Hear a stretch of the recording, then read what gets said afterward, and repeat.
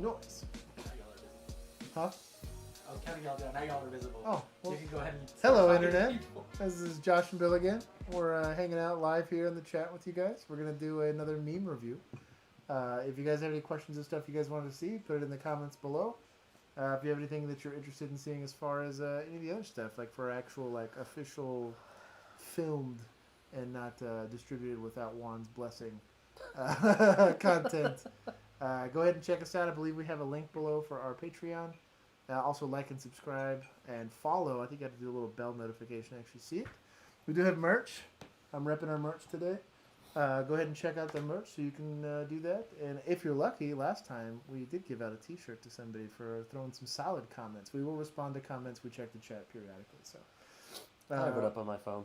We're going to start up with the first meme review here. Well, this isn't a meme and more as it is a... Just a post. Post. It's a heartwarming post. So this was in reference to, and I think we'll play the video after this. This was an officer in New York. There was a shooting that happened in Times Square, and there's this crazy video of this chick just like scooping this little girl up and booking it to go run this girl to safety. I think this was in the middle of gunfire. We'll actually click next. We'll go look at this video. Then we'll talk about the rest of this that happens here. Or do you think Carrying a little girl. Yeah, but or do you think because that's like... Oh, you said wrong. I kind of want to just give like carrying a little girl. So in that environment where you realize that there's an active shooter and obviously you see all the rest of these cops running, crowded.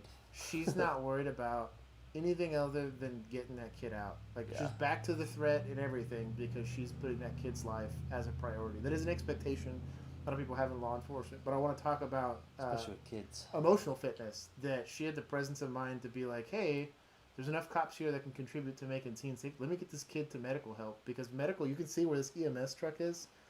It's probably 100 yards away from where this girl's getting injured. I bet she ran around the corner of that building. I bet, yeah. They were probably staged on the other side of that building. And so, like, kudos to this officer that she had the emotional fitness and the physical fitness to pick up this kid and run probably God knows how far to go get her to actual help. Well, and then she raised $3,000 for the family for.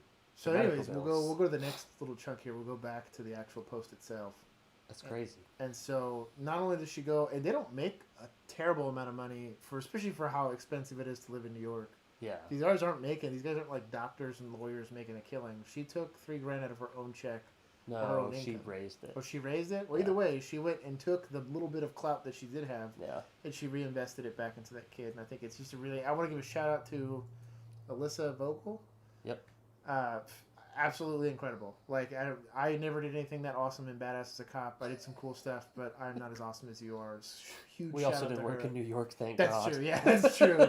But, like, that's a huge, like, that is kind of the ethos of some of the policing that we're kind of talking about. And, like, if you're doing the job, that's who you're doing it for. Is the people that really can't defend themselves, the people can't help themselves in their time of crisis. And that's just a huge shout out to Officer Alyssa there. It's a really awesome. I like that they covered this story too. That, like, you can actually see and find the story.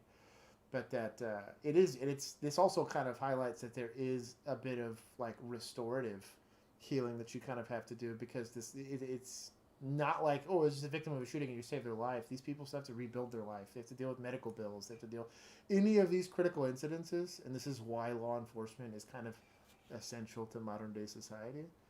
Is, let's say you were really doing a good job of finding the criminal element that was going to get involved in the shooting and was doing high risk behavior, you might have been able to prevent all of this from happening. She's only really able to. High risk behavior. Yeah. Good wording there. I'm just saying, but she did a great job. Sometimes all you can do is kind of pick up the pieces afterwards. This is a really good story to kind of see. So we'll move on. Thank you, Officer Alyssa, for your service, and thank you for being more awesome than we are.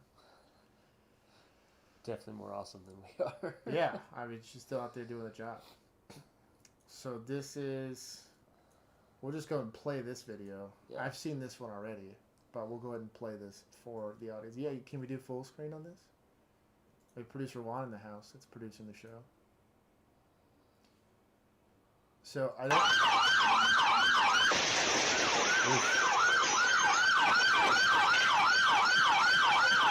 How did you assume that was a good idea?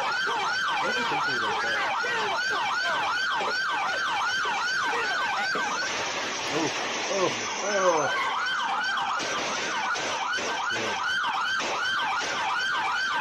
the video real quick? I get that it's stressful, Yeah. but So why run in front of the vehicle? Yeah. So Ever. And I don't remember. Let's exit out of it. We'll see if it's got any context for why they ended up pursuing this guy. Clearly, this was a pursuit. This guy was running. I don't know what they said. Why they chased this guy. So, anyways, Yeah, it doesn't look like clearly it was a pursuit. They had multiple officers that were involved there. This guy, for some odd reason, decides to go and slam his car. I don't know where he into thought a house. he was going. Like, yeah. But again, even if that were a garage, yeah. where are you going? You're not so, like. This kind of goes into it, and there's a conversation to be had about getting the bad guy here. Clearly, they got to take this guy into custody. This is a very high-stress situation. Felony stops suck in vehicles. People don't realize why vehicles are so dangerous. Also standing in the front. Yeah. Felony stops are normally done from behind. Yeah, and in this situation, you can't get behind the car because the behind of the car is inside of a building.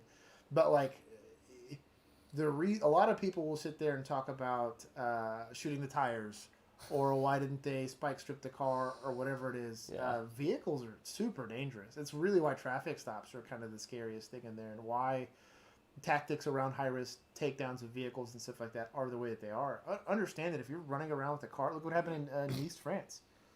The guy didn't have a bomb, didn't have a gun, nothing. He just took a truck and he driving mowed through. into a huge group of people. Yeah. Deadly force is going to be used on you if you're using a car in this manner. And really, like, it's easy to say after the fact, well, what else could he have done to make this scene safer, or taking this guy into custody without shooting this guy or shooting at this guy? I don't know. Especially like looking at all their patrol vehicles. Sure. I just don't see the need for 4 cops to rush that car. Sure. Well, and you know what I mean? And again, we can have a this conversation after the fact about it. Like, it would have been a violation of GEOs for us to pin that car in. I'd have ran up, and if, let's say, you go like nose to nose with this car to keep it from getting out of that house, it's probably safer than what they're doing here. I would take the violation rather than get run over by a car. But it's the game that you have to play as an officer at this point, and this goes into almost any type of use of force or an escalated situation like this. That there's probably, if this was our call, and we were cops where we were cops, and this was happening, I go hit the car, it's a violation of GEOs. Yeah. I go shoot at this car as he's trying to run me over, it's a violation of GEOs. I try to rip this guy out of the car while it's moving, it's a violation of GEOs. But I got to take this guy into custody, or he's going to continue rampaging throughout this neighborhood. Who's to say if he didn't run over, a person and stuff like that down the road there? So fortunately, the officer was fine. He was hospitalized. So fortunately, he survived coming out of this, but could have very easily killed him. And a lot of people don't realize how often these situations happen and how hard it is to resolve these situations without some level of compliance. And from the civilian perspective looking at this, why didn't he just jump on the hood of the car and kick out the windshield and like rip him out like Jason Statham? It's just not realistic at all.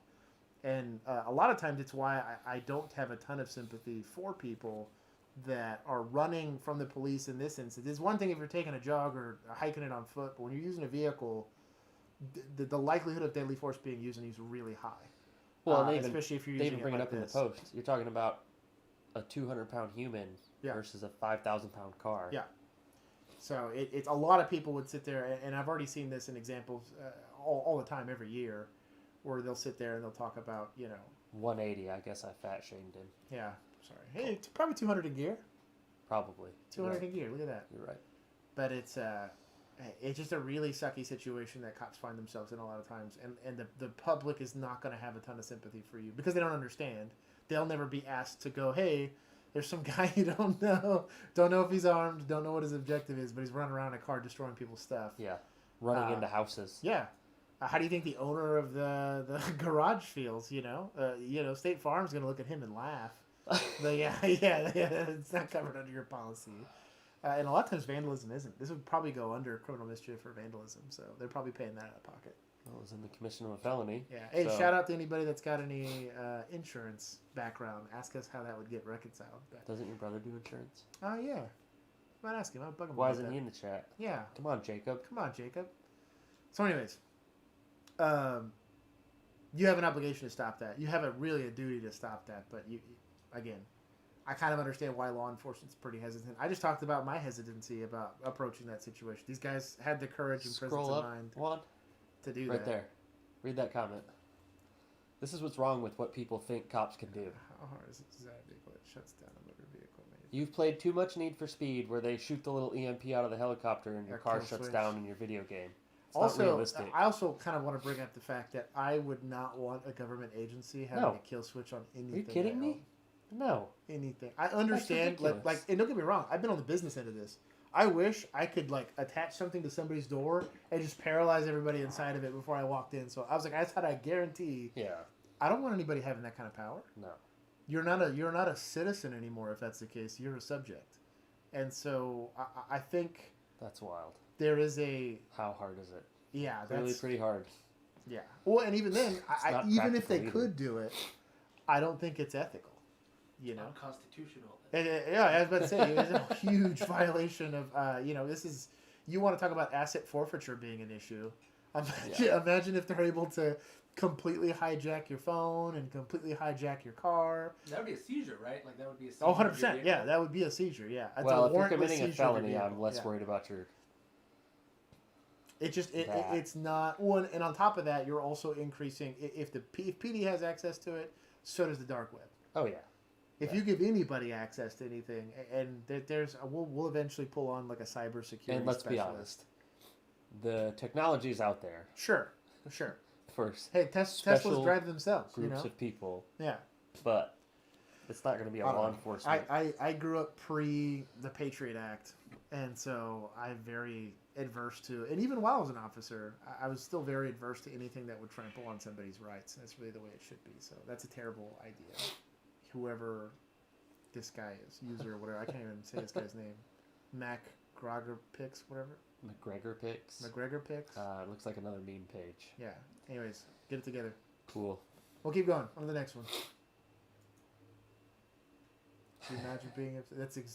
shout out to detectives, especially if you're like in domestics or something like that. You do a job I could never dream of hoping to do without wanting to eat my Glock. I mean, it is a lot of people look at we called it CID where we came from, but it's detective's role is not to run around like Horatio, slapping the sunglasses on. You know what my favorite part of this is? Huh? He's not even a detective; he's a crime scene investigator. Exactly. Yeah. And so they don't even have badges. Yeah, they do. They have badges and guns. Crime scene investigators? He has a badge right on his belt. But is there a in crime real scene? life? No. No, that's what I mean. IRL here. This is not happening. You're not a commissioned crime person. Scene doesn't show up unless there's cops there. Yeah, you're like a pathologist of sorts for crime. Yeah. But yeah, it's just...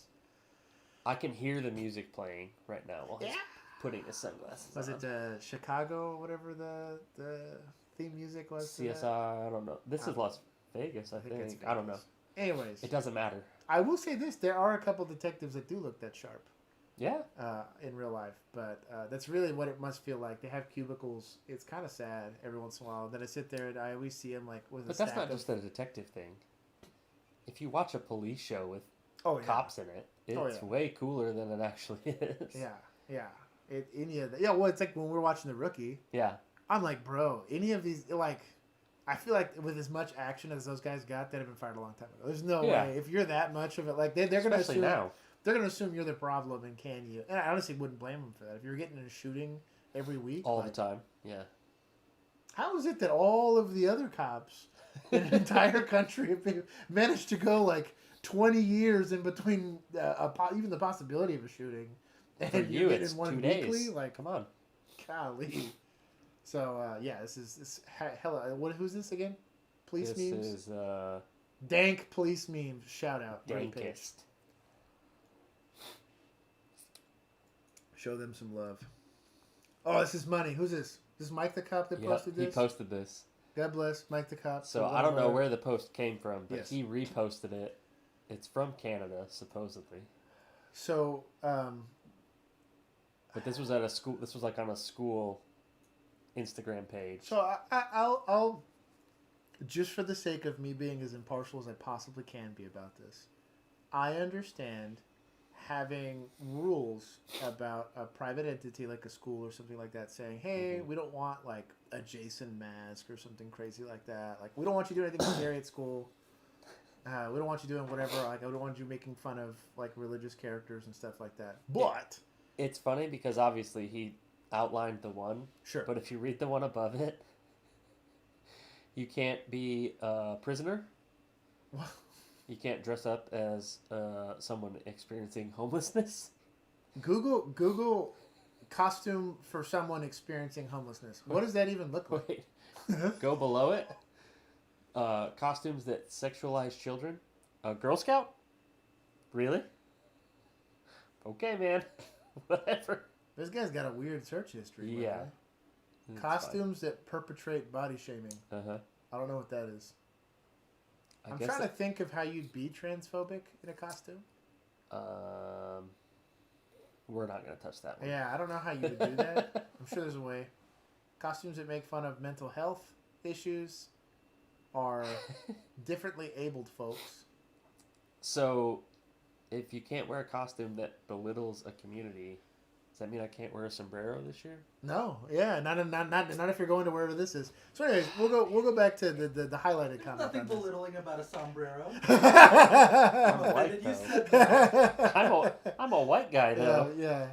We are not in danger. We're not in danger. He goes. We're not even a minority You're group more anymore. in danger to become Mexican if I wear a sombrero. That's probably true. Than we are. In Texas, you get Tex-Mex food, and everyone wants to be Mexican. I want to apologize for that. They can't censor me because it's my people. So, anyways, we'll go to the highlighted comment here, and it says costumes depicting perpetrators of violence or oppression. They list police. Make sure you read them in order too. Police is the first in the line here. Police is going to be lumped into Hitler, because Hitler himself. I guess you could be a Nazi, you just can't be Hitler in this costume. Oh, that's true. It doesn't say Nazis. No, it says Hitler. So just I can't shave my mustache. Yes, Christopher Columbus, and somehow magically they skipped over in like the Zodiac killer and all this stuff, and they went straight to Ted Bundy. Yeah. So apparently, probably because they had all those documentaries about Ted Bundy last summer. What it was, yeah. Hey man, Zac Efron was it him that played it? He killed it. Dude. He looked pretty fly as Ted Bundy. He made there's another good sick sadistic person look pretty fly. Ted Bundy documentary too. So I just thought it was funny. You know what? This is going to be my takeaway from this. Understand that if you're in the law enforcement or anywhere related to the law enforcement community, this is a faction of society. There's a decent faction of society that does believe that you are Hitler, Columbus, or Ted Bundy. Yeah. They would equate you as equals. Apparently, like... I think they just forgot... A bunch of stuff I can't see on YouTube without this thing getting demonetized done by a certain political party in Germany in the 40s is the same as what's happening in Yeah, but I think they forgot a word in front of police. It's supposed to say Australian police. You can't dress up as them because they're oppressing people in their own country. See, we're even a little anti-police sometimes. Look at that. I'm very anti that. Only cops. Hey, again, we just talked about that. We're against violating Constitution. I don't want them to have a kill switch for your car, and we don't want them to be doing things that we would consider in our sacred country a constitutional right. Arrest you for breathing air in a park. Yes. Hey, that's a violation of something. Air autonomy. Air autonomy. Asked him his name and found out that he... One with another zinger. Again, shout out to Police Post for this one. We got lots of their stuff today. So we're going to go and we're going to play this. I'll see what this is. Hamilton Police Headquarters. I don't know where Hamilton Police is. I don't know. Asked him his name and found out that he had warrants for his arrest. And when they tried to place him under arrest, this happened. Take a look. So this is the video that we got from one of our viewers. So he said they, and I see one cop. Uh-huh. Again, we'll have this conversation about arresting somebody by yourself is problem number one, but we'll see how old boy does here. And I'm told the officer pictured in the video had called for backup in the midst of this struggle, but little did he know backup was already on its way. Take a look. A few people actually got out of their cars, jumped in to help when they realized how much the officer was struggling in this instance. Pause. 4 civilians. Okay, so I want stopped in an intersection. I'm gonna give a shout out to the civilians here, right? Especially nowadays. No, it's I'm surprised they took it upon themselves to make their community a safer place. They saw somebody struggling. At the very minimum, they said, I don't want that situation to escalate. So I'm going to help them happen with whatever goes on, and hopefully this can get resolved in a way that doesn't require an escalation of force. But we'll talk. We just got done talking about emotional fitness, physical fitness, and I think it's just those two with Miss Alyssa, Officer Alyssa, who had it together enough to. She's carrying a baby out of an active shooting situation, running, and absolutely killing the game. Yeah. Think about it this way: if I as an officer was told before I showed up somewhere that I was going to have to arrest a guy, and he had like a warrant for murder and was known to carry a weapon, I'm probably bringing like 5 guys at a minimum. Right? I don't want to get into a running. I don't want to get in a foot chase. They said he didn't call for backup until the struggle started. Yeah. So he was so comfortable with himself. So there's problem number 1. So this complacency is what we'll talk about. Yeah. He was so comfortable with himself arresting this guy that he didn't call for backup until this dude was on his back. And we've seen some pretty terrible police civilian fights. Yeah. But if somebody can take your back, you're in a bad spot. Almost no control over them. Yeah, you're in a bad spot.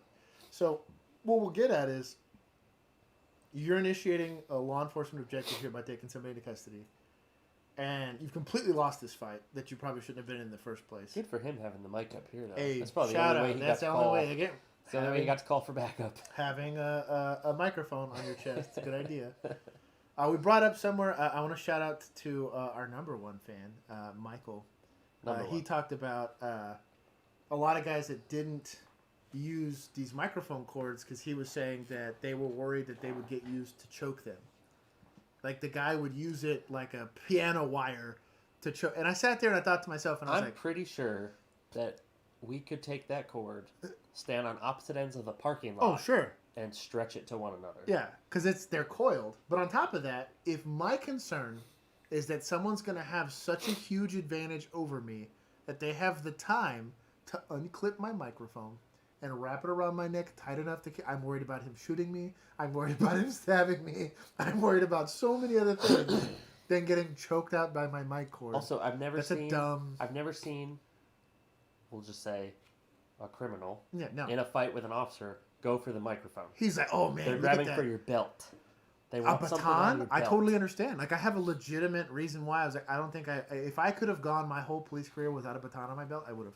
I had a glass breaker rather than a baton. Well, and also, we had 80 plus hours of defensive tactics. Yeah. We worked on empty hand control on our belts. Yeah. Never once did they say, protect your microphone. Yeah. It wasn't, hey, they're reaching for your microphone cord. That was never like the scenario. We should send that back to the academy and be like, hey guys, next class, talk about choke them out with the mic cord. See what they do.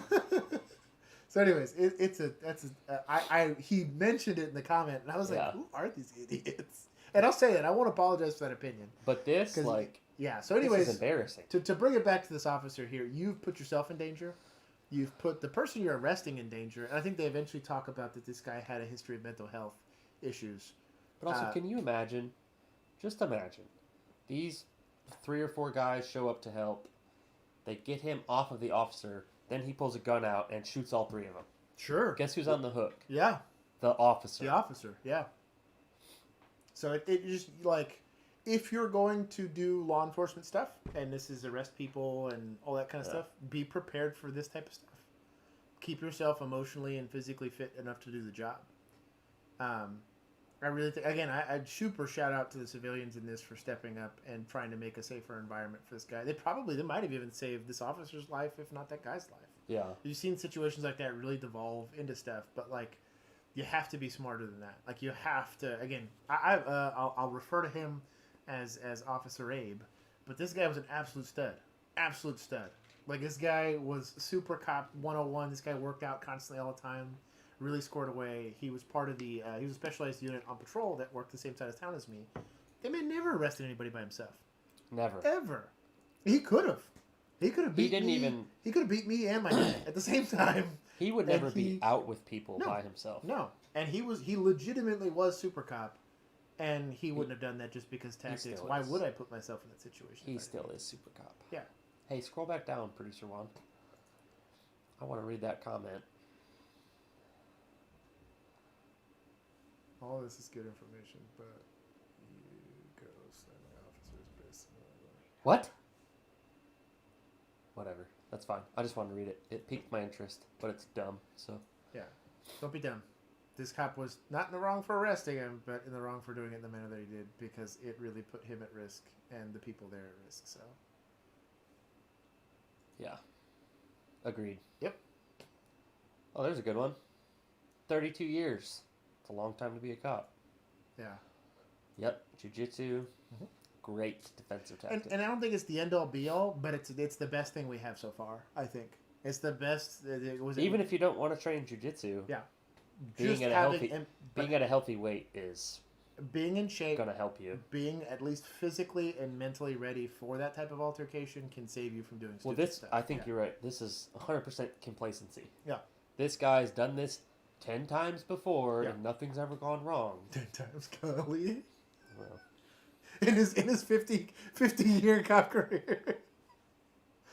And again, it's going to seem like we're roasting the guy, but how many arrests could he have made before this happened? Yeah, I literally never took someone into custody for myself. Also, I'll just say this: they talk about officer presence in the little caption of the video. Yeah. If you look like you can't be messed with, people usually don't mess with you. Sure. There's 100 funny videos out there of people that take one look at, we'll say, a security guard and just run because they know they can get away. Oh, shout out to bouncer hirers, dude. I've seen some bouncers that are absolute animals. Like, why aren't you playing for the Cowboys kind of stuff? These guys are humongous. Those and you know what? It works. They probably have zero empty hand skills, but they don't need them. Exactly. Anyways, we'll go on to the next one. Don't be complacent. Don't get out of shape if you expect to be a cop. Don't expect compliance. That's stupid. Oh, this is a perfect next one. This is incredible. I'll let you go on this because this is all you. Yeah, so there have been a lot of, we'll just put them, ads out for hiring police departments. You better believe we've been getting those ads. This one, yeah, we have. This only cop is only going to be a former cop. I'm not going back. That's 100% true. Yeah, I'm not going back. And there wasn't anything, like, special about this one. The pay is honestly pretty mediocre. Yeah. But you get gym and on-duty workout Circle time. with the mouse. Gym and on-duty. As the part gym with on-duty part of workout your time. benefits. Yeah. Yeah. So talk about living a firefighter's dream as a police officer. I'm telling you, this is it. You get on-duty workout time, man. I might have taken a pay cut for that. Yeah. And because it's essential to the job that you are physically fit. There is no getting around that. Because eventually, somewhere, somehow, someone's going to need you, even if it's not fighting people. Yeah. Even if you have a 4-year-old little girl that's bleeding and needs to get to EMS. Run to an ambulance, yep. You need to be able to pick up that little kid. And we had I was talking to somebody about this. They were worried about, once people find out you're a cop, they ask you a bunch of questions. And they were nervous about the dummy drag. And we had a dummy drag in ours. I think his dummy's like 150 pounds. And all you got to do is drag it across a very smooth, flat surface. A gym floor. It's a gym floor, yeah. All you got to do is move it one way and then back the other. And they were nervous about being able to do the dummy drag. And I was like, I just kind of looked at him dead in the face, like deadpan. I was like, what if I'm the one you have to drag? Right. I was like, I was 230 without gear. Yeah. And I'm almost never arresting somebody on a basketball floor. With our luck, we're like in the woods somewhere. Or an apartment. Yeah. And I get it. I guess I could make myself anorexic and try to get myself down to like 180 pounds. But even at 180 pounds in gear, that's 200 pounds. Yeah. Good luck. And if you're not doing it on a nice, smooth, flat surface and not like 90 feet, you got to do it like down a block. Yeah. Like, or what if your victims here aren't obligated to be in shape. They're decided they get to be happy and do whatever you want. You know? Producer Juan needs me to take him out of his house to go save his life. You know? I'm just saying, you're a small guy. Juan's a grown-ass man. Fired. Shots? No, I'm just saying. Fire. Juan is a grown-ass man. All right. Wow. All right. What? If the live stream ends, you guys know why. Seriously. Producer Juan walked. This man's north of 6 foot and a grown man, and I'm going to sit there and I'm going to show up at like 105 pounds and be like, I'm sorry, sir, you're going to have to get up and move. I'd love to see you at 105 pounds. I know. Putting on wheels. but you know what I mean? Like a dolly. How demoralizing. Bring a dolly in. How demoralizing does that got to be if you're bleeding out and you're like, man, oh, finally, sweet, help's here. And they're like, sorry, bro. Just wait for the firefighters. Just wait. They work out. Wait. We'll I'd fine. be pissed. I'll secure the Hell, scene. I'd be mad. I don't know. Either way. I don't know. I also loved it because it's the great state of Texas. So Anyways, God bless Texas. I think my TCO certification is still legit. we have a year, I think. So anyways. Doesn't matter. I'm not going to use it. Big shout out. Who's this? This How do you is pronounce that? Cheveto? Shenandoah. Shenandoah? Well, I completely butchered that. He has You a... are Colombian. Hey, listen. He has a disease. It's called dyslexia. I have a disease called You're like, dyslexia. what's your name? Indian, right? So anyways, shout out to that police department for doing that. That's a great service that they're offering to their officers. And I think that's that really should be the standard, I think. Yep. This is just funny. I believe this is the Ruger emblem. Oh, this is AR-500 armor. Yeah. This Shout is out to who them for sharing posted it. posts. Crook, I'm guessing that's the suspect here, actually calls 911 after he tried to rob a guy, and it turns the tables on it. Whoa, he legit... Yeah. What? So, in the little caption, it says, a Virginia man remained behind bars Tuesday after police said a concealed carrier he tried to rob at an ATM turned the tables and fired a gun at him. What's more, the crook behind the foiled heist called 911 after getting shot at. Authorities determined the 911 caller matched the description of the robbery suspect at the ATM and he was taken into custody. Pretty incredible. I'm trying to think of a bigger L to take as a criminal. He didn't get actually shot, he just got shot at. So Yeah, but like talk about like a huge... That's like getting called like, hey, this guy stole my cocaine. Like, I need, like, what are you doing? This is well, one imagine of those. like... I tried to rob a guy and he had the nerve to shoot at me. That's what this guy called the police for. He's like, I tried to steal this man's money and he had the audacity to shoot at me. Yeah. Yeah. Savage. Either way. If you're going to arm yourself, please get training. That's true. And you should. You should. If you're going to do that, get ready. And again, if you're going to rob people, don't. Clearly the outcomes are I wonder bad. what he's going to rob him with if he didn't have a gun. I don't know. Doesn't matter. But Maybe it's like the guy, there was that gas station guy. Some veteran dude. He just had like his groceries in his hand. He's just trying to leave. And these dudes run up there with a gun. oh, and he pushes it the wrong His way. face- Hits him. This guy gets like Yeah, that was stiff pretty armed funny. in the next week. And I'm That like, was pretty bro, funny. like talk about a week. And then the other dude slipped and fell running out the door.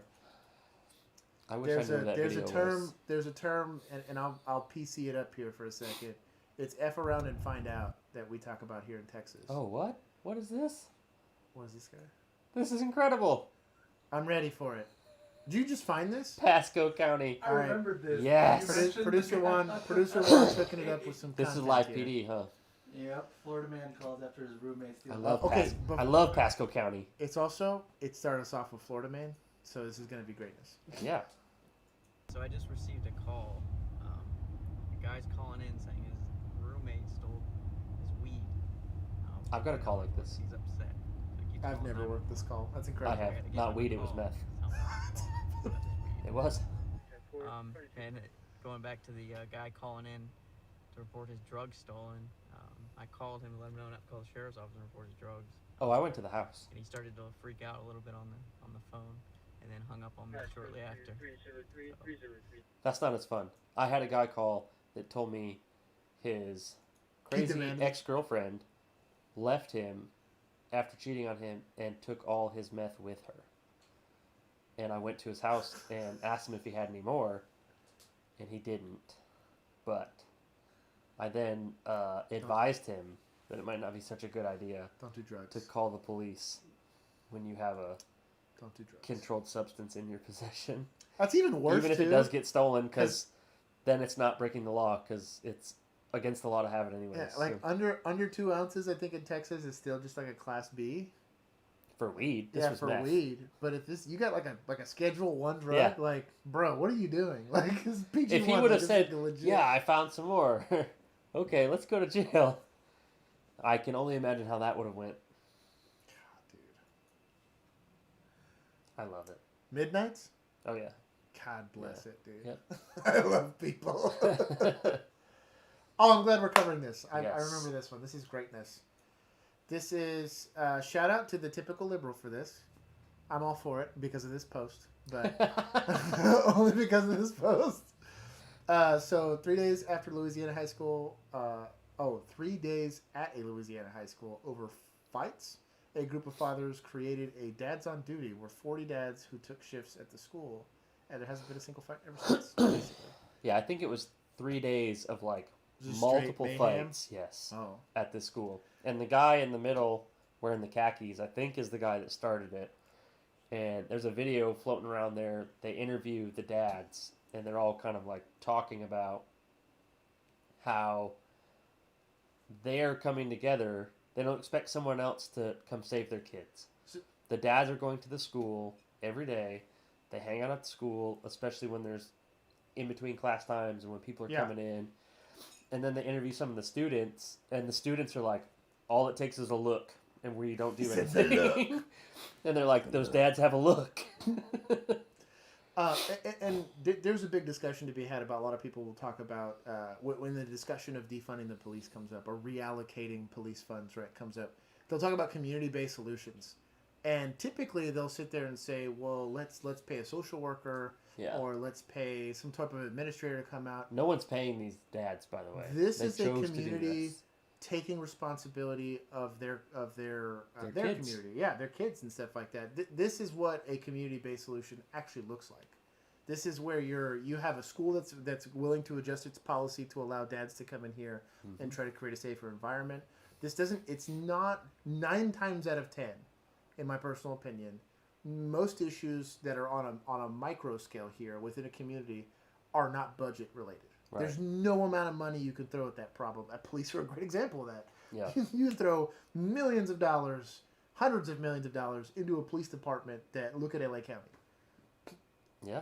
They're throwing helicopters at it. They're throwing APCs at it. They're throwing 6,000 officers at the problem.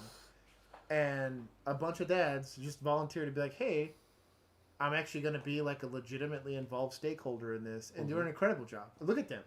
They're proud of that. And they should be, because it's just like... Well, and also, they're there for these kids to talk to. Yes. So if you had the option to talk to a dad or a cop, who do you think you're going to talk to? Yeah, and my guess is they're going to go talk to the dads. 100%. And I think that's really... Instead of passing the buck, they put the onus of that responsibility on themselves, and they're probably getting a much better... I bet you they'll continue for as long as this is allowed to happen. Yeah. Continue to have great results with it. Plus, they get to see their kids. Yeah, and it's something that legitimately police cannot fill. Social workers cannot fill the needs that these kids have for parents. It's just a random face. Teachers can't do that. Administrators can't do that. Psychologists can't do that. Nobody. If you are reaching out wanting that relationship, you cannot get that outside of anybody except for people actually within your community. If you're getting paid to be there, you care about getting paid to be there, regardless of what was it philanthropy that you have going on. You have this. You're wanting to go make a difference in the world. Eventually, you're going to go home. And this is their home, and this is their backyard. And I really do respect that they're doing this, and I think it's super awesome. I like their shirts too. Yeah, it's super awesome. But that's what a community-based solution looks like, long-term, short. And no amount of money can fix what they're fixing. That they are irreplaceable in the community and into the kids' lives that they're dealing with. And ultimately, also the same thing with like interpersonal relationships. Yeah. Your friends are the best asset you have. Your family's the best. Hey, producer one, he has vehicle breakdown. Like not even was it yesterday? Was it last night? 2 nights ago. 2 nights ago, and he's literally calls the police. You know who you are, and he didn't help him. Shame on you. But his car's probably dead. Too busy. And I went to say, hey, shout out to QT for having spark plugs. Oh, not spark plugs. Jumper cables. Oh, okay. Yeah, I was like, apparently nobody carries jumper cables. Nobody in carries cars jumper anymore. cables, and no one's Carry awake. jumper cables. Yeah, after 2 o'clock. And so just like 2 a.m. That's fair. And I was able to drive to a QT. I have a set in my truck. Anyways, yeah. Yeah, but you're asleep at 2 a.m. yeah. Unlike the rest of us. Yeah. Fast asleep. Community-based solutions. In what? Like probably 30 minutes we had him up and running and he's able to go home. So, it's important. Can't replace that. Lightning. It was great. Yeah. Anyways, we'll keep going. Dad's on duty. That's awesome. That's pretty awesome. We have audio for this? Yeah. Backstory. Shout out to Police Posts again. Always providing good content. This happened a while ago, so I'm sure there was a long investigation into this. So, pause it real quick. So we're just starting this. So obviously they're already walking the street. This guy's already walking the street. Mm-hmm. Just to establish a 3-lane road. Just to establish probable cause here for a stop. This would be considered a subject stop. It's not in a vehicle. A person in the roadway. I think it's individual walking in the roadway. I think would be the violation in Texas. I don't know where it is here, where this PD's at. I think it's. So if they're asking him why he's interacting, if there's any question about whether or not this officer has any right to be interacting with this person, yes. Even just for the violation, but ultimately, and I would think this would fall more under like an NED. Yeah, mental health. For us, what's a mental health intervention. Yeah. That you have somebody that's clearly a danger to themselves. Yes. Or to other people because he's walking the roadway. This is not a sidewalk, this is a roadway. There's actually a sidewalk provided as well.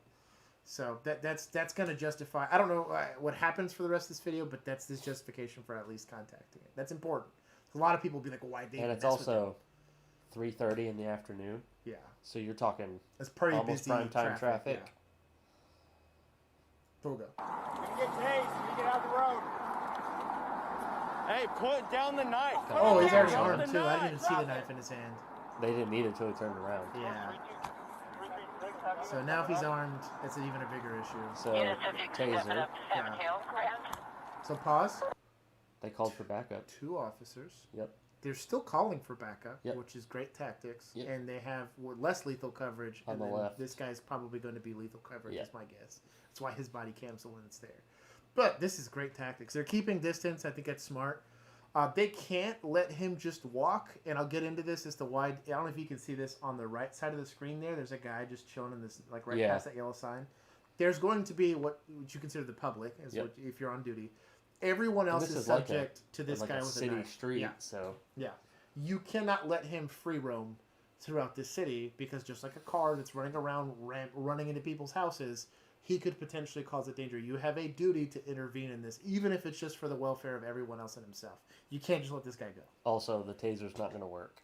No, with that flannel. It's February. He's wearing a flannel jacket. That's not. The taser prongs would hit that jacket and do absolutely nothing. I understand the attempt, but having. I'm not saying don't have it out. But I'm just saying they can't tase him in the back right now to stop him. It wouldn't work. I also want to mention that this would also be a violation of general orders where we were at because he's currently on pavement and walking. So you could not tase this guy without violating general orders and getting in trouble with the department we were at. So I'm just throwing that out there. You are damned if you do. No, you just had to, he had to use due regard. Yeah. He has a knife. If he face plants by getting tased, well, oh well. You think you wouldn't get written up? Do I think I wouldn't have got written up? Yeah. No, I don't think I would have got written up. I think I would have articulated my report enough. Even if you had articulated it? Not get written up. How bad was he hurt?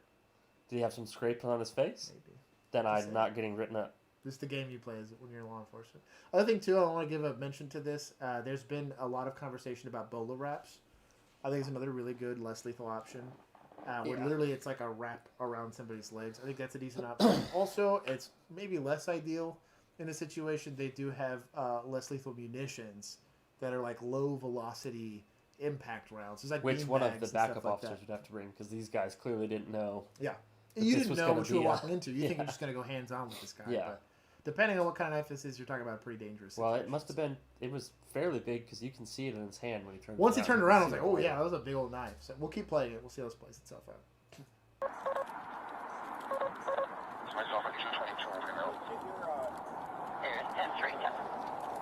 They're pretty close to this guy. What's that? San Mateo Marquette now. Hey, you need to drop the knife. They're giving verbal commands. Hey! Oof. Drop the fucking knife! Yeah. So pause it. Trigger warning to anybody. I'm sorry I forgot you late on that. Yeah. So the issue here, and you could see, go back real quick. Keep going back. So right before he turns around. Okay. That's one step. Yep. And it caught them off guard. Yeah. That was one step that it took for him to turn around and go from being just some dude walking around with a knife to not. It's literally To like being he takes an aggressor. There's a cornerbacks coach that's probably proud of that step somewhere. Yeah. But like that's. And he is moving with intent. He didn't just turn around to yell.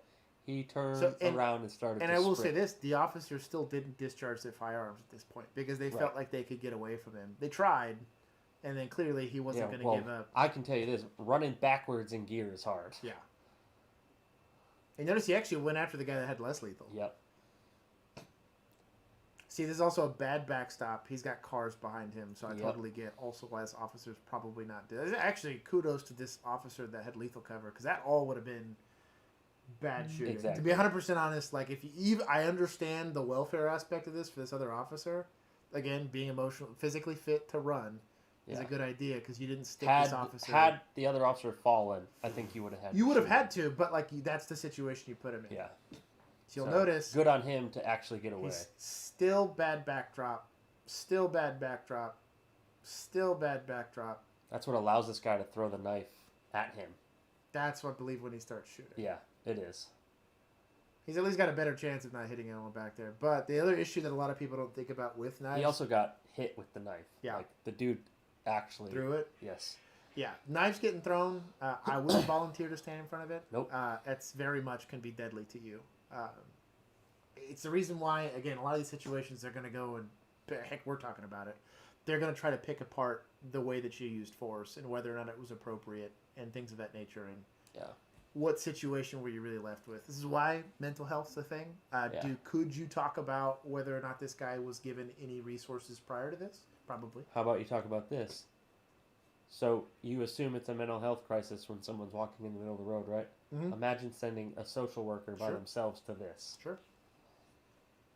And if they were going to have homicidal ideations no matter what are you going to do? Yeah. I think the problem that lies with a lot of in these situations happen more often than they should, but a lot of times there is this didn't happen overnight, and I think you can ask it, and you might be able to. Producer Juan might be able to chime in on this because he's got a little bit more education than we do about this, but often when we dealt with people, and we had a lot of it, Mitch, in our training, and we both have bachelor's degrees, and we both had all of this continuing education that we had to take. The shortest amount of time that this guy was probably symptomatic for severe psychosis or anything like that, I would say is like 8 years is a short amount of time. Like they had some critical incident that they started like abusing substances on, and this is 8 years of doing that led them to this. Sometimes it's lifelong. But how often do you think an acute stressor would cause that? Well, pretty much never. And just the way he's reacting to the police, that's what I mean. You can tell he's interacted with law enforcement before previously. Yeah. But a lot of people will talk about somebody snapping or somebody whatever, and it's like a complete like it's couldn't be further from the truth. He didn't just overnight say, I'm just going to walk in the middle of the road. Yeah. Somehow millions upon billions of people live their whole lives without walking the roadway with a knife in their hand. It's not look how busy it is. That's what I mean. Yeah. And so like you have a duty to intervene. That's kind of why I mentioned it earlier. After I saw what was going on, I was like, this might not end well. We see enough of these. It wouldn't have made the news if it didn't. Yeah. But like, there's so many steps that get failed before these people end up interacting with law enforcement, and that's the frustrating part about it. Well, and even when they do, they interact for a short amount of time. Yeah. You take them somewhere, whether it be jail or to get a mental health. Yeah, here's your lithium. Go back out there and leave us alone. It's a really. What's unfortunate is this is almost inevitably the end result. Yeah, we talked about this a lot on patrol. That we'd have guys that would randomly like fake bomb threats and stuff like that, and they're walking on top of apartment buildings threatening to burn it and stuff like that, and we're like, every time we're interacting with them, they're yelling at us, kill me, and all this crazy stuff. Like, we have wild and out interactions. It was weird how normal it was for us to have these, and it was always the same person, and we all knew them by name, and it was frustrating because it was like, how many times do I have to take this guy into custody, suggest him to get mental health analysis and help, and then nobody ever steps in. No organizations, no mental health facilities, no advocacy groups. Nobody steps in and says, hey. That's because they don't have good insurance. Yeah. Well, that's half of it. You know, there's a whole conversation to be had about that. But, like, there's no real infrastructure in place to help these people. And it's frustrating because this is so often, even if it doesn't end this way, it ends with these guys ODing, you know, in a backyard somewhere, or, you know, getting victimized and getting killed by some dope rip. Imagine if he would have walked to the gas station and stabbed somebody. Yeah. It's sad. So it's frustrating to see a lot of these situations end like this because I believe a good chunk of them could be preventable if there's groups that are willing to go step up and do things. And again, community-based solutions that are probably more like dads on duty and stuff like that, where you have people that have a real want to make a difference and help them. You see this a lot of times. The Catholic community, I grew up in a Catholic family, and there was a lot of times where, like, if you were having marital issues, you'd have, like, a Catholic priest be like, no, you're going. Even if it just sheer shamed you into doing it, you're going to counseling. Yeah. You know, they're going to browbeat you. You know, good luck saying no. Sure, that's what I'm saying. Like, so that's a community-based solution. Or my parents literally lead one of those groups. That's what I'm getting at. Yeah. But, like, and it's basically not like group therapy, but for married couples. Yeah. And it's because they're seeing high-risk things within they don't want to see domestic violence. You know, they don't want to see bad parenting that leads to bad kids. They take it upon themselves. They're not charging for these. These are typically almost 100% volunteers. They're over there, like, cooking a good meal, sitting you down, and for whatever predisposition that they have to be intervening, they do that. And those are so much more effective than this. Because you know how police deals with marital problems? Somebody goes goes to jail. Like, it's just every time. Yeah, it's so I don't know. I'm a huge advocate for that stuff. I just think that people have this weird idea that, well, we just, like, siphon off some taxpayer money and pay social workers like they're just magicians and they're just gonna wave a magic wand and all this, like they're gonna be able to fix everybody. I was like, and I would love you to find me a social worker that wants to go deal with something like this without a police officer. I would like to see a psychologist that would want to go out there. Like they would. I guarantee you, we bring a psychologist on here and we say, okay, so how do you fix this? How do you fix this? And he's gonna sit there and say, well, we probably need, like, very long-term therapy. He would say in childhood. Yeah, basically. Exactly. Yeah. The earlier the better with. But it's a thing. And a lot of people don't realize, like, that's how complicated and how invested you really have to be if you want to see these things get better. They keep just trying to slap this group will fix it. Or I said, no. This is a very big group effort that would have to happen within communities, and it's going to be community at a time. It's not going to. There's no federal legislation doesn't fix anything ever. No. So it's. Anyways, we'll go to the next clip. It's unfortunate that it ended this way. It's really sucky because I really do feel like it's preventable. Just people don't care. So this is a firefighter on a call with police. Get out. You'll see what Shout happens. out to this firefighter if this is cool. No, he's not cool. Oh. Walking down Lone Star Drive. Oh, it's in Dallas. Yep. Oh, get wrecked. Does this I don't know if this has sound. It might not. It's because the body cam will turn on in 20 seconds. It's in our backyard. I'm just saying when I click on the speaker, it doesn't. Yeah, because the body cam sound hasn't activated yet.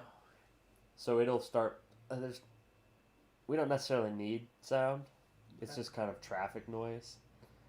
And I can't make it full screen either. So. Yeah. So the suspect's on the ground. There's a firefighter there in front of this cop. And he's like... There's a pause. Yelling at the guy on the ground. They're like in a verbal altercation. So we were first responders, right?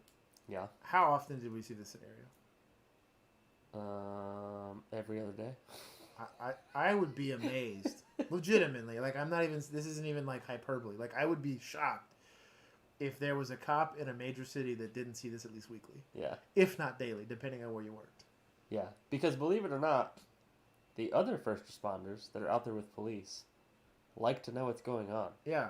So they come up and, like, try and figure things out, especially on accidents. Yeah. Which this guy was just walking down a frontage road, which is dangerous. Sure. So, but wait till you see what happens. But he's clearly in an excited state or in some sort of need for emergency care. Yeah, I mean, he's surrounded by people. He's laying on the ground. Wow. Yeah. Wow.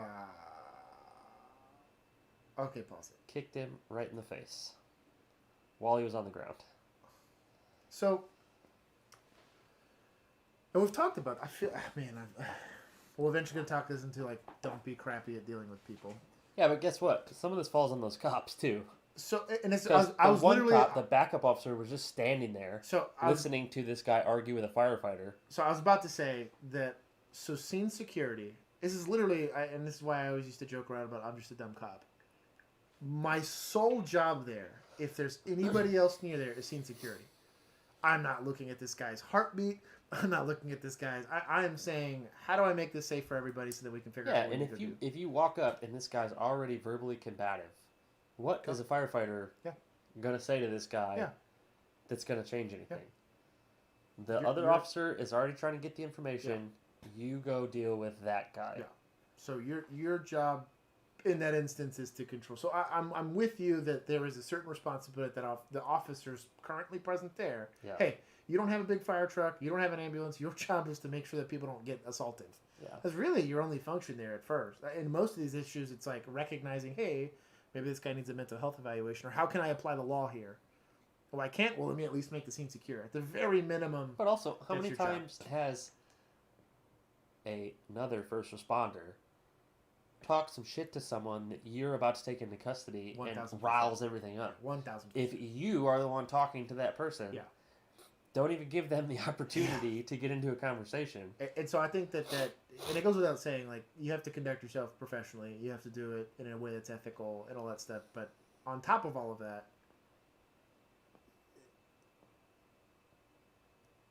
how you at any level, whether you're EMS, fire, I don't care if you're a nurse, I don't care who you are, in what instance is that an appropriate way to interact with somebody? Never. Kicking someone in the face? Yeah. Come on, dude. So, I don't care if it was a cop. That would have pissed me off. Yeah. Quite especially as... It would have made me more mad if it was a cop, because you need to have better control than that. There's a reason why they don't have cool shows about firefighters detaining people. Their job is to provide medical care and fight fires. And to fight fires, which I guess they were doing. There was a grass fire, and again, part of that is there's a reason why the jiu-jitsu training and all that stuff matters. Mm-hmm. That is your job. Your job is to create safety. You're a peacekeeper, and they didn't do that here, and it led to, and I'm gonna call him asshole firefighter. Oh. Kicking. There's zero reason why you should have kicked that guy. There's zero reason why you should be punching a guy. He also still has a job as a firefighter. Wow! Wow! Because this was back in 2019. He's not canned? I wonder if he got demoted. To what? I guess, to what? Yeah. Right. A cop? I guess you're right. Yeah. Fire hugger. Fire hugger. Hey, go test the temperature of that fire with your hand. They make him wear a Dalmatian costume? God, He's dude. the firehouse dog?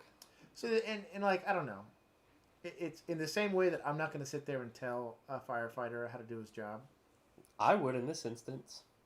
It's not his job. That's the problem, is it's not his job to detain that guy or whatever. I would be mad if I was that cop and say I was walking up and that happened. Yeah, I would have gotten that dude's face so quick. Sure, sure. Ugh. And because again, now, good luck with any criminal investigation. Yeah, it's out the window. Yeah, and so like it kind of goes without saying. Put hands on somebody if you think you need to put hands on somebody. If you're an officer, create safety first. Nothing else really matters on top of that. Yeah. Once it's safe, it doesn't matter. It can take as long as it needs to. You can kind of figure out what you got or what you don't got. If you got to do a little extra paperwork for it, fine. But this is what you don't want happening. Because, like, let's say, what happens if this escalated past that? Yeah. You know? I don't know. It's wild. Do better. Savage. This will just be a quick one. Shout out to Florida for being pretty cool with cops. I totally get it. It's kind of hard out there. It's a hard day to be a pimp right now outside in the streets. So he's trying to make life a little easier for people that genuinely want to be first responders. Yeah. And I will say this. If you want a better... if you want better dentistry, right? Or let's say you want like a better car. You pay more money for it, right? That's typically how it works. And when you're paying more money for it, you get to be pickier about who goes and who gets there. These guys will probably, because they made it, they said, hey, I need police. I get it. We have, Florida probably needs cops more than anybody. Probably. God bless them. But all you have to do is Google Florida man. Yeah, they probably know why. You probably need some good high-speed, low-drag cops out there. But if you create an environment that you'd say the same thing about teachers, you say the same thing about, sometimes, yes, if I have a profession and I need that job to be filled, paying more money for it can be a good thing because you can be pickier. You're going to get better applicants, which means you get to be pickier about it. Yeah. I think it's kudos to them for wanting better cops for their citizens.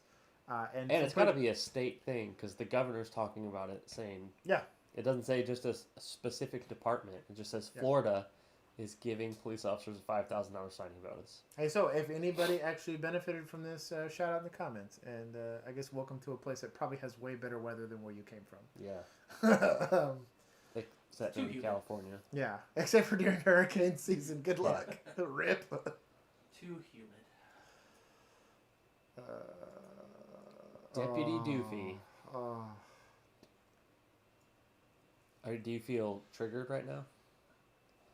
So the only time I remotely miss being in law enforcement is when I see people that do this. That's when you miss it? Yep. Oh, yeah, I don't miss this. So I'd have recourse for that. I don't miss this at all. No. Come here.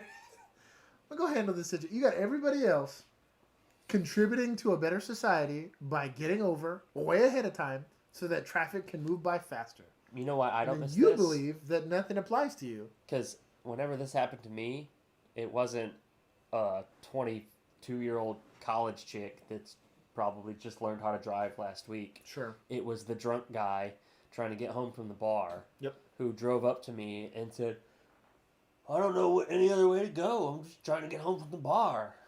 Now I have to arrest him for DWI. Yeah. That's why I don't miss this. If you do this, I hope you have diarrhea today. Moving on. Let's move on. Bad diarrhea. Oh. The kind that hurts. Oh. Speaking of diarrhea, golly. Oh, wow. Well. Did you break this guy down? Well, for us it was QT, not Circle K. But do they have Circle K's in DFW anymore? Yeah. I haven't seen one in forever. Pretty sure.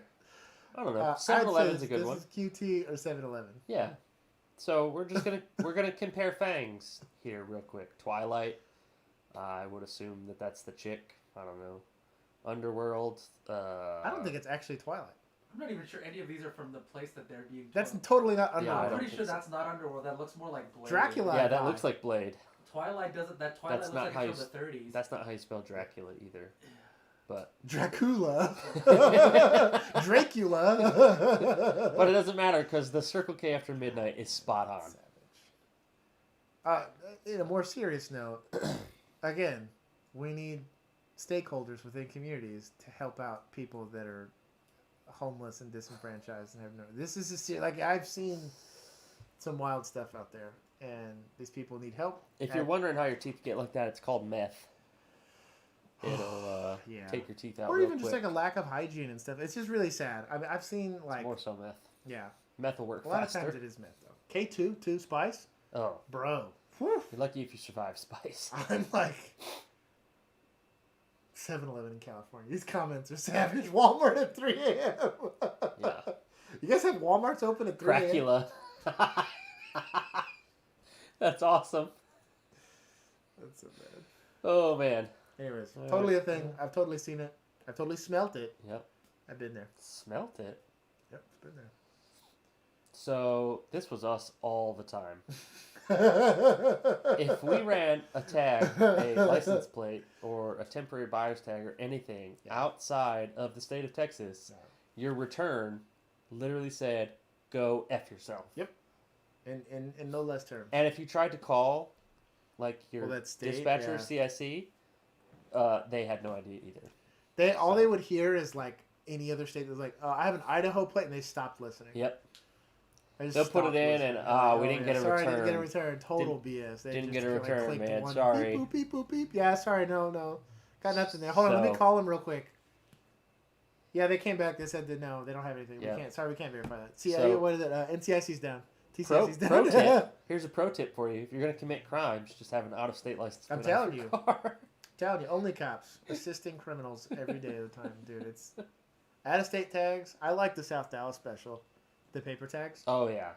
I'm like, I've watched a paper tag had like the same car because I pulled it over like 2 or 3 times. Had the same paper tag for like 2 years. Yeah. I pulled it. I kept seeing it, and I was like, bro, like the date would change, yes, but the paper tag was the same.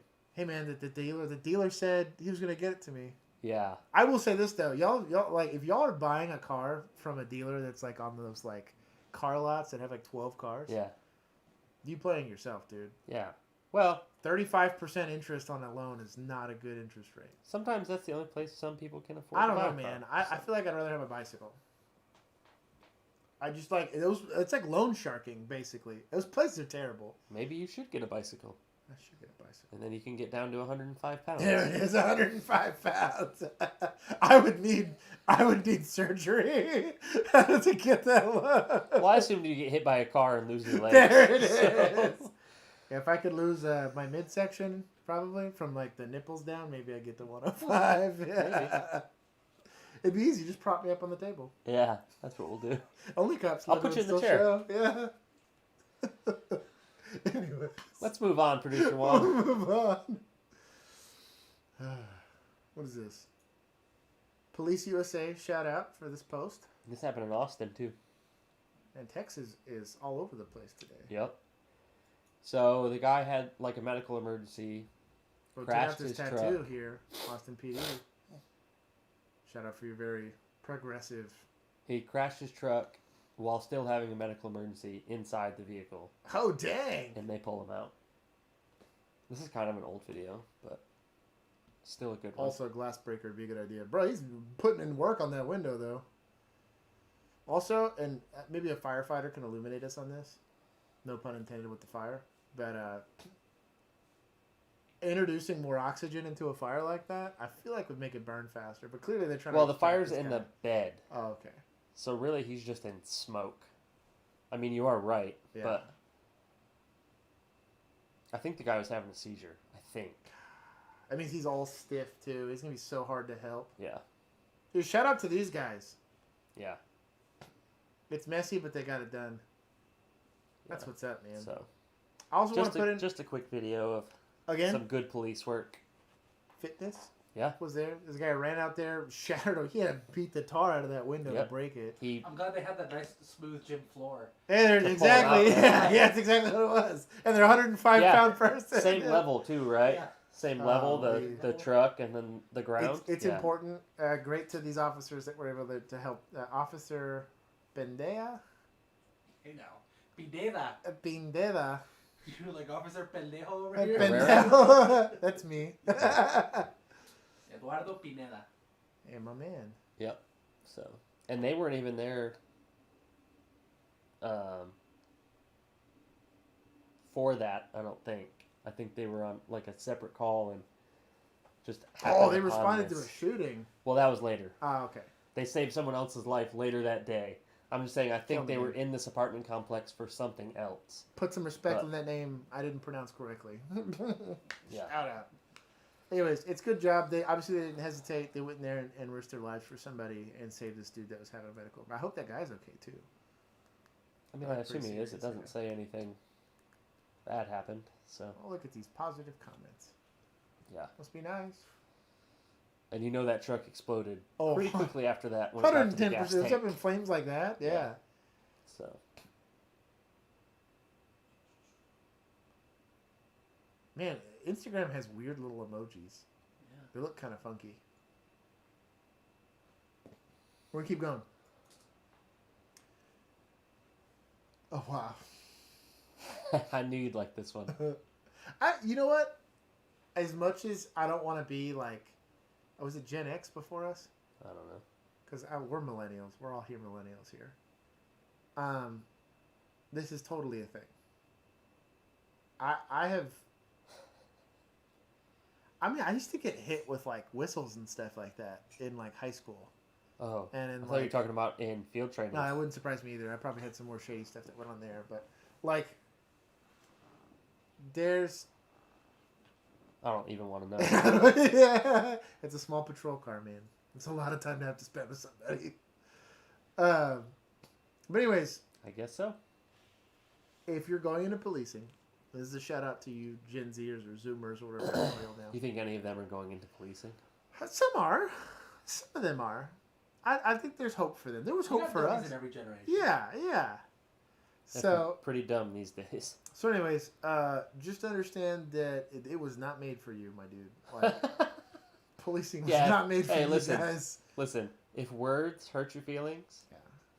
Well, and also just like...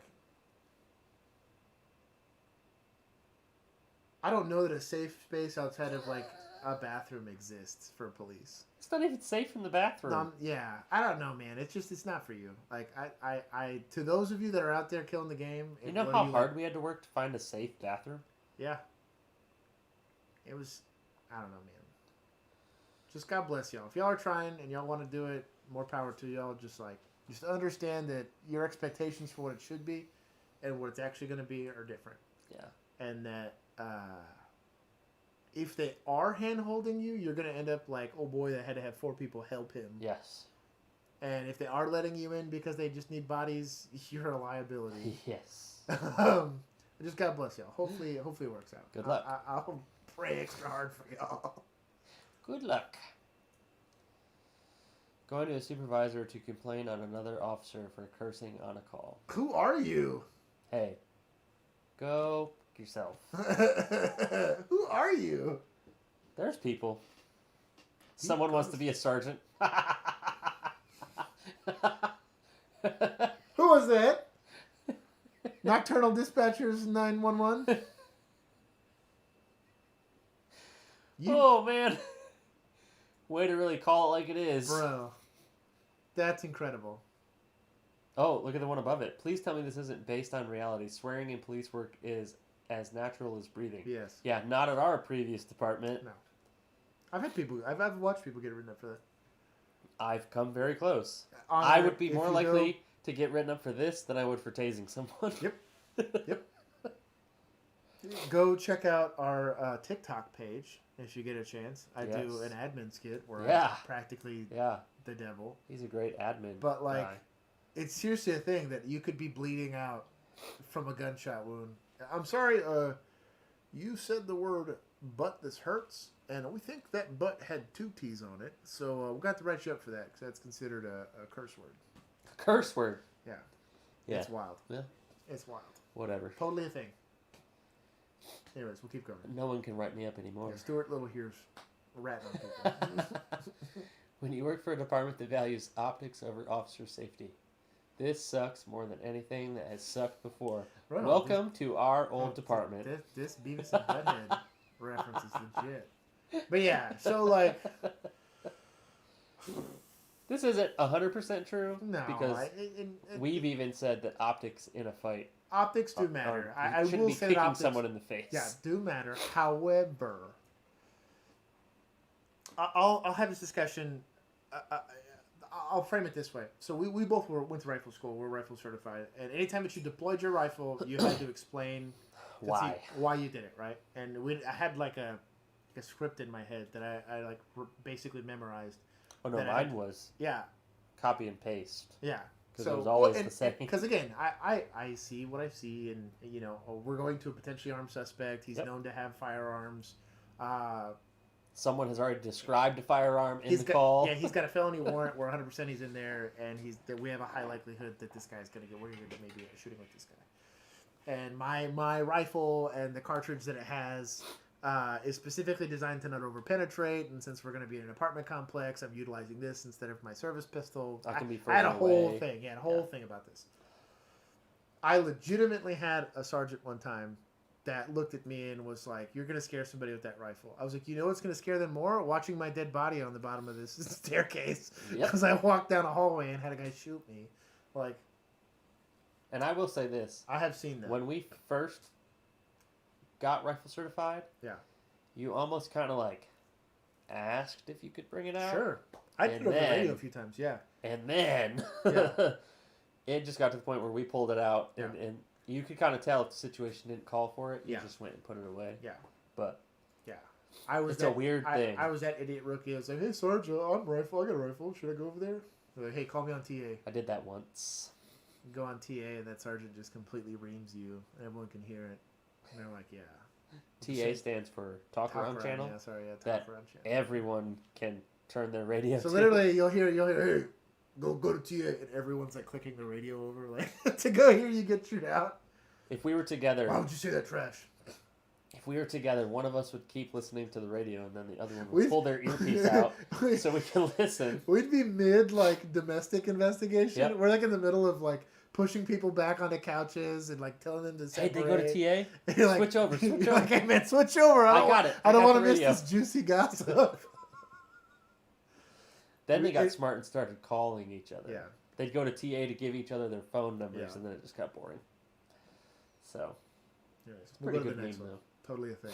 Optics. Not always, but can be at times. It's a fair meme. Yeah. The weight bearing vests versus whatever. Any of the uniform complaints are like when they're like, don't want people to have beards or don't want people to have, they're like, "Oh, optics." Who wouldn't want to see this? Like, you got to make sure that your gas mask fits your face. Huh, yeah. That thing I wear all the time. Yeah. Totally. Good luck. Yeah. Anyways. With my filter from 1998. No kidding, dude. Mine was like cracked open because we were there for I call it riot season. But we were there and I was checking over my gear and I look and like the seal had been broken already and so I was like, this has probably got like microbes growing in it and stuff. Probably. I was like, what? Anyways. This is 100% accurate. Department brass repairing the car that should have been retired 20 years ago. Now, if you'll notice in the comments, everyone talks about how great the Crown Vics are. We never got to experience that. No. I think the oldest car I drove was an old Impala. I did not get the Impala. No. I did. You got an Impala? Yeah, dude. That's incredible. It was awful. It was front wheel drive. It was crap. I think what was it? I think it was like a 2014 Charger. Crap. And this guy had like 150,000 miles on. And police miles That's are police different miles. than. That's like dog years. Yeah. Times it by 7.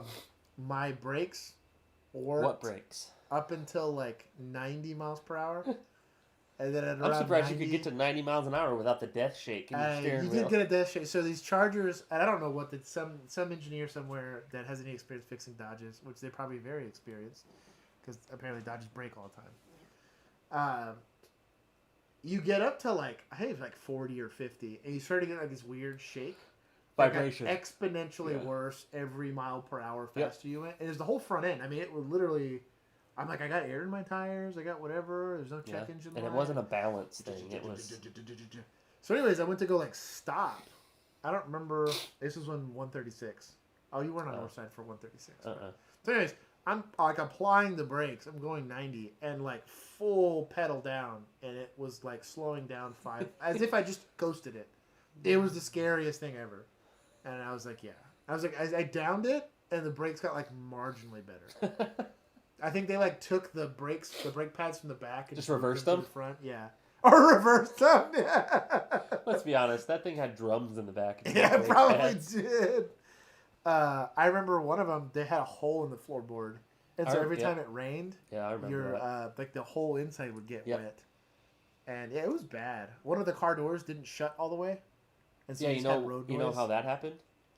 Heavy officers who open the door and have to lean on the door.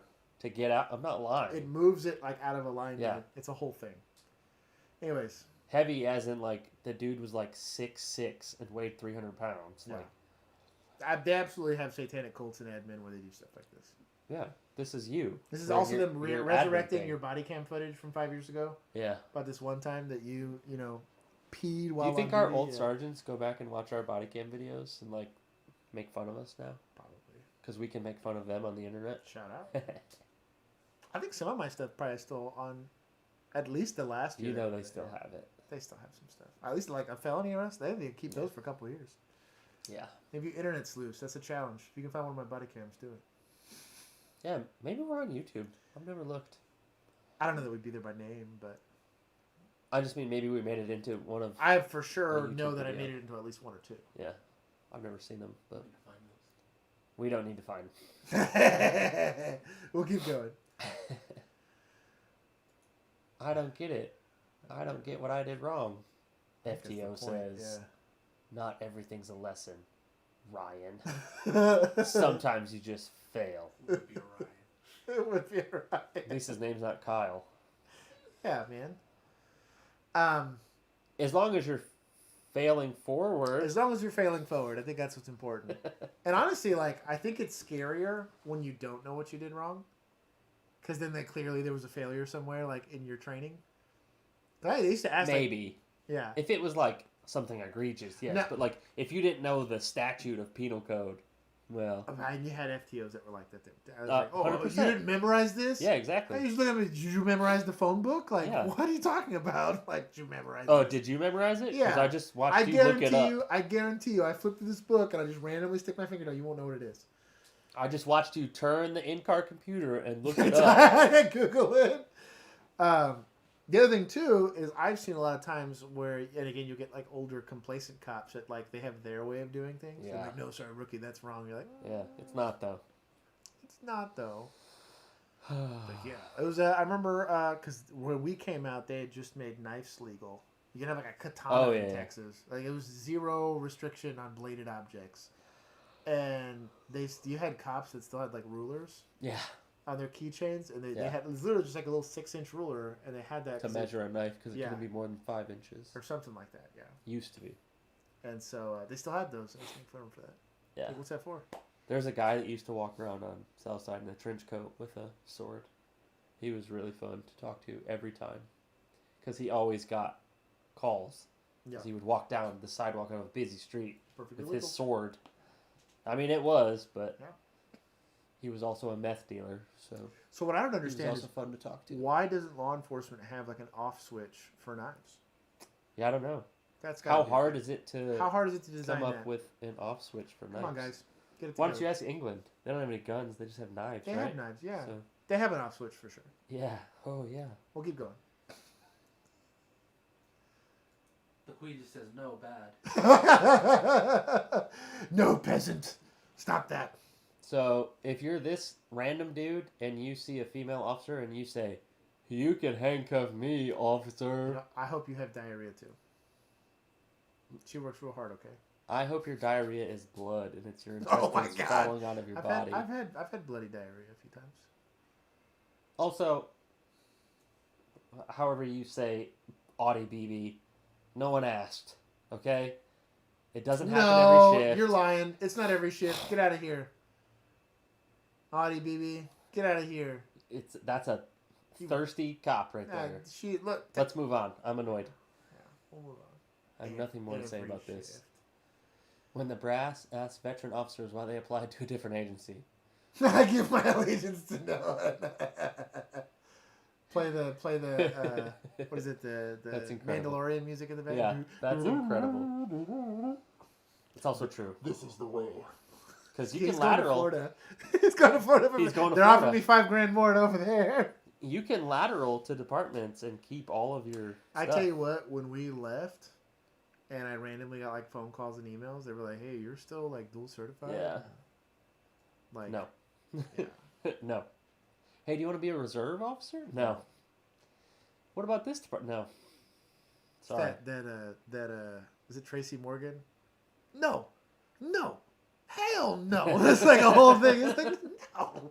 Yeah. That was No, my thank you. response to that. I'll take you. I take your soul. Dispatch. I can't see Scroll it. up. We gotta read the top. Respond to a report of a cougar in the neighborhood. Cops. Noise. Cop when they arrive on scene. No cougars, but I found a huge cat. That's reality. That is reality. If I saw a cougar on duty, I would want to know who put it in my car. That's terrifying. I've watched too many TikToks. Yeah. Producer Juan's shaking his head because he knows. He knows.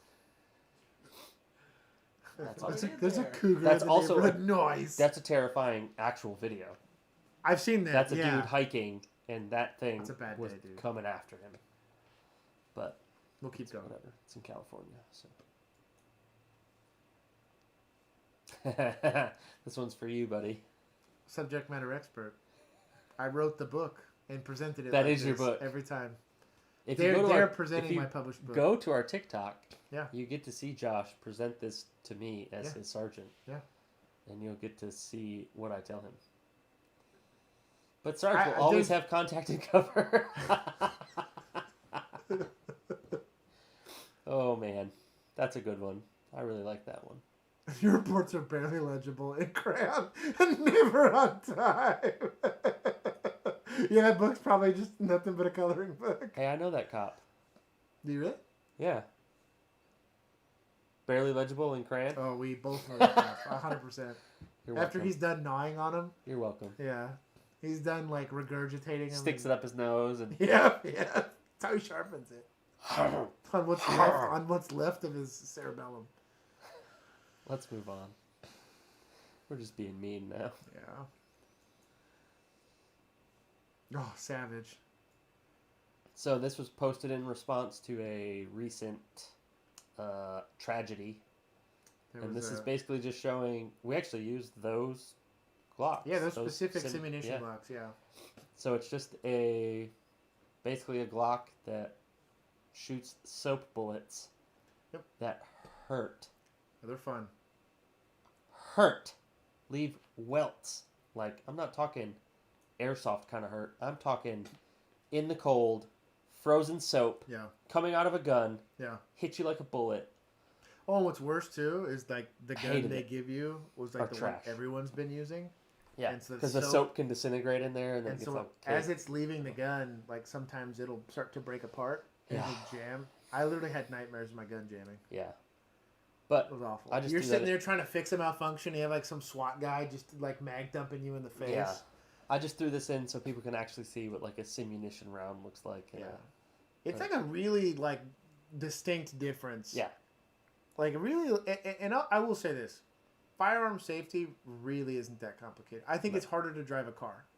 100%. Legitimately. You have to think of more things when you're driving a car. I think it's probably... It's very easy not to point your gun at someone. Yeah. Unless you have a deadly threat that you intend to end. Yeah. Well, and even just like simple firearm, like we manage to navigate utensils every day. Yeah. Like finger discipline. It does crush me when it comes to this. Do you use your fork and stick your thumb in your mashed potatoes when you're eating? No? Yeah. Finger discipline. Yeah. He said yes. He said, clearly you haven't had good enough mashed potatoes, right? We'll go. We'll move on. Shout out to Police Post again. Fork them mashed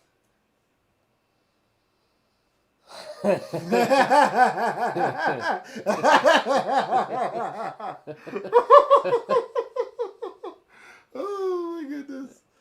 Oh. We're just going to leave this one here for you and you can figure out why it's funny. Man. I love my boss. Yeah. Mug. Mm-hmm. I will say this too. And since we have a TikTok, we when we peruse TikTok comments and stuff like that, I will see a cop in like a perfectly pristine brand new Tahoe with like a perfectly pristine uniform, and like clearly like the middle of the day, like complaining about police work, and I'm just like. Have you done police work? Like my name badge is all dicked up from like getting fights. My handcuffs had like scratch marks and stuff like that from having to like shuffle people in and out of patrol cars. Yeah, I remember the leather gear's all jacked up. Yeah, our shirts had holes in them. Like, I had a raw spot on all of my uniform shirts. Eventually, would get like worn through from like running and getting in and out of cars and stuff like that. Where my taser would kind of stab me. And the body camera. Yeah, and the and body the tourniquet. My tourniquet wore a hole in my shirt Yeah. too. That's funny. And TikTok was around when we were still on patrol.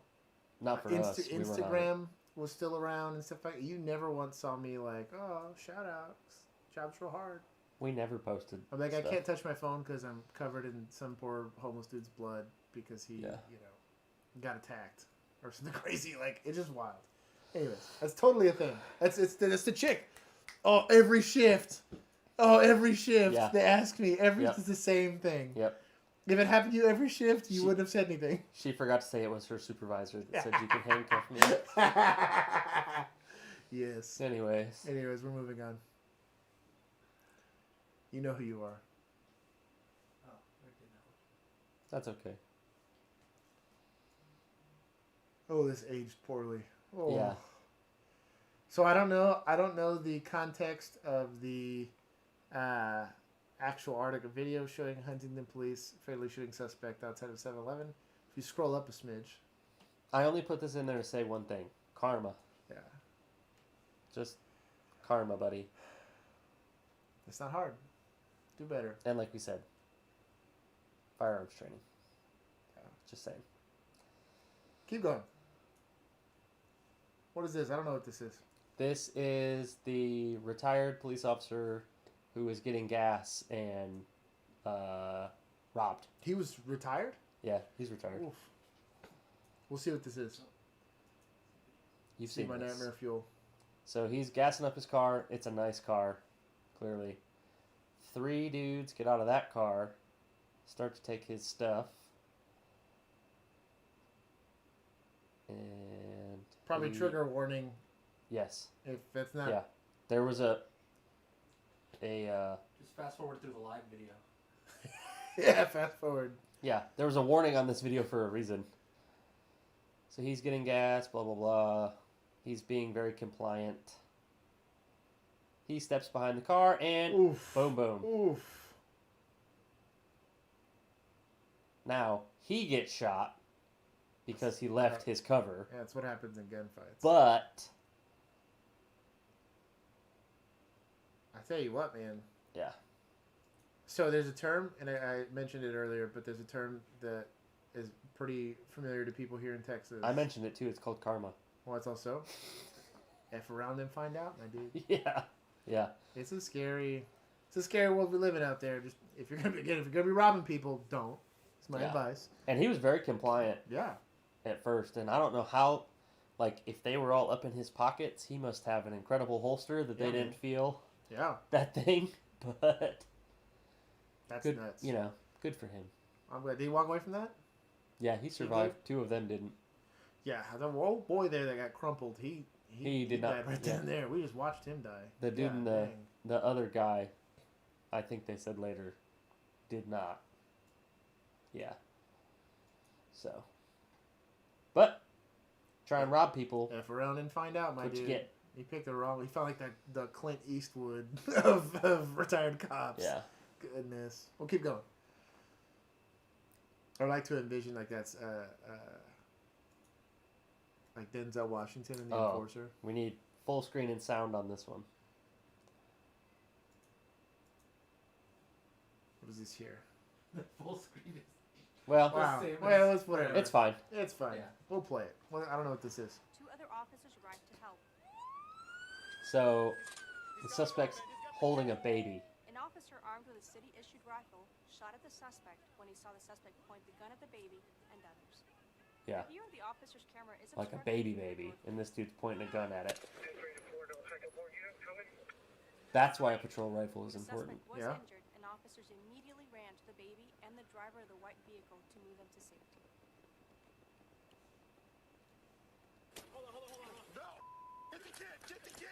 I respect my guy. So I'll be honest. How wild. If someone would have told me no, I would have told you to F right off.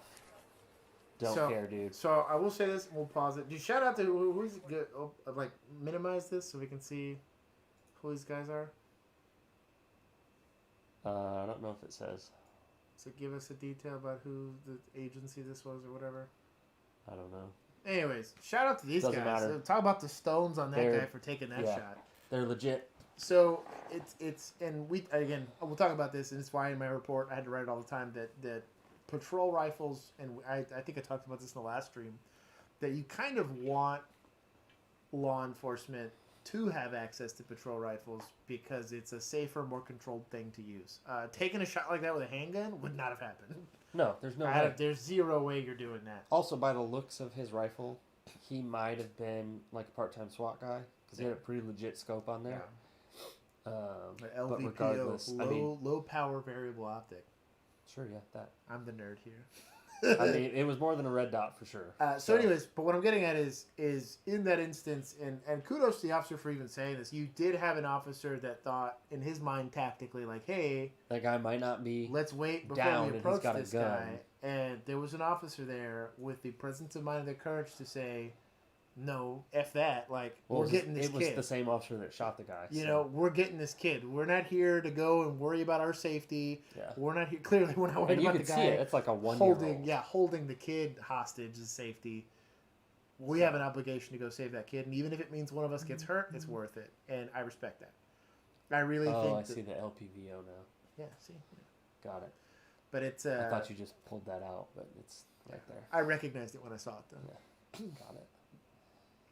But the we can't all know everything. I believe in that ethos, and it's not it's not. A lot of people will sit there and say, "Wow, that's a really nice shot." I said, "No, that takes a lot of courage to sit there and decide to take that responsibility in your hands and hey, you can make that shot 1,000 times at the range, but you tell me making that shot with your heart rate at 200 beats per minute because there's a baby." And even it's easy to sit there and say, yeah, I would absolutely want to go and disregard my own safety to go save that kid. But the Zero has literally shoots this guy, looks for a second, and is like, all right, let's go get this kid. You know what that tells me, though? He knew exactly where he shot him. Sure. So. But that's... It takes courage. That kid's alive because they... And again, there's... A lot of people will sit there and say, well, let's say we de-escalate the situation, right? How do you de-escalate this situation if you got a guy that's holding a child hostage and pointing a gun at this kid? And we can talk about firearm safety and all this kind of stuff. But... And other people. Again, there's a McDonald's. Yeah. They showed you the video from a hotel. How many times, Juan, have you taken a child hostage at gunpoint? Like 3 or 4 only. Maybe 3 or 4 times. Yeah. And are those kids still here? Oh, hell no. Okay, so exactly what I'm saying.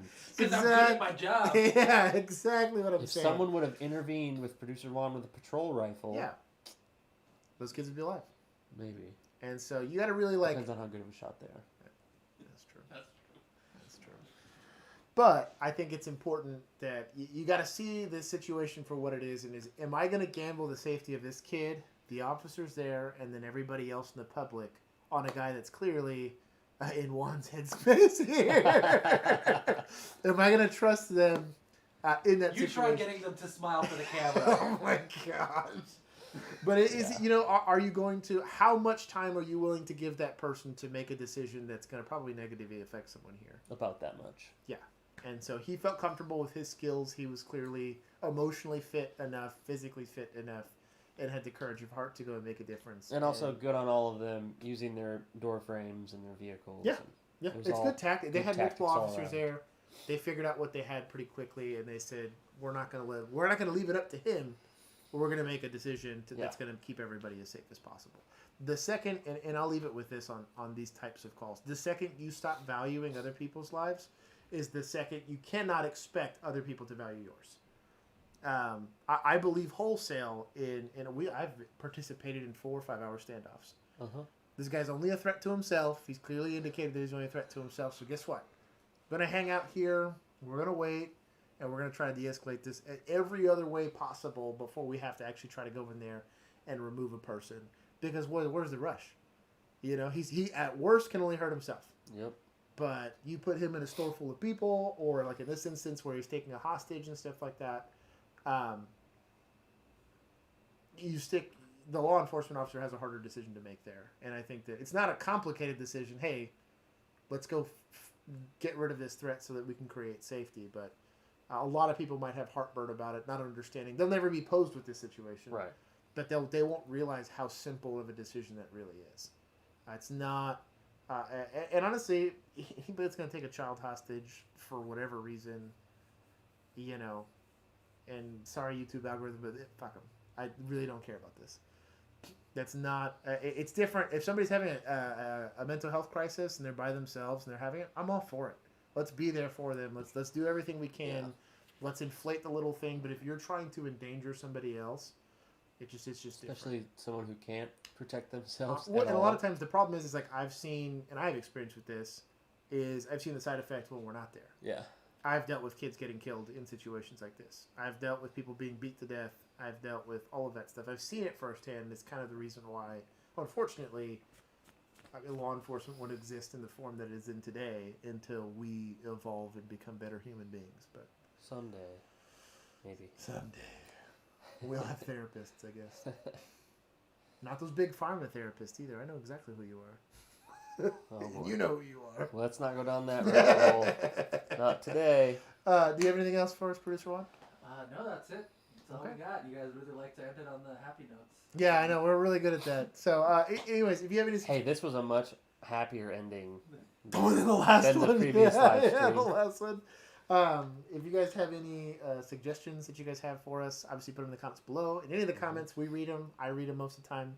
I'm kind of put in charge of replying to these things. We do look at them. We do take those suggestions. I believe we have... And if you find posts or whatever, send them to our Instagram. Yeah. So we can pull them up on future live streams. If you do that, we'll give you a shout out. Same thing. Codes, please try to join our Patreon. Redbubble's the one that's got our merch. Merch? We got shirts, I think stickers. Do we have mugs and stuff like that on there? You can peruse it on there. Juan was cool enough to go and set us up some stuff like that. If you have any things that you want us to cover specifically, let us know. If you like these formats of shows, leave it in the comments below. We'll do more of these. And then if we... I liked that tired. The tired, yeah. That's incredible. That's awesome. And if you have any other suggestions for stuff you want us to watch, we have some Let's Plays that I think we're going to try to get into soon. I think we have The Rookie coming in soon. Yep. And then our Patreon is live, and whenever we start getting some traffic for that, we'll start doing some Patreon. Some extra stuff. And then when y'all start watching our live stream,